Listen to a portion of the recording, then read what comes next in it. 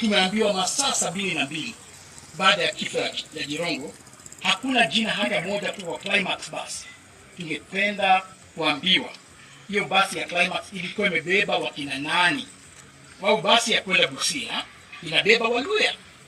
Hatuwezi kuwa tumepoteza Mluya hapa alafu jamaa mmoja peke yake ndio anakuja kusema kwamba alihusikana na hiyo accident. So masuala haya sisi kama jamii tunasisitiza Rais wa Jamhuri ya Kenya kupitia uongozi wake aambia hao DCI kwamba we want those answers. Hatutaki maneno ambayo imeanza kuwa katika magazeti leo, mnaona wanaanza kuwekelea kusema kwamba kulikuwa na handbag katika gari. We don't want those sideshows.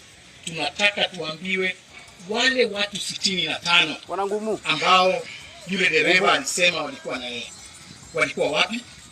Hakupiga picha yoyote, ni akina nani? We want those answers. So we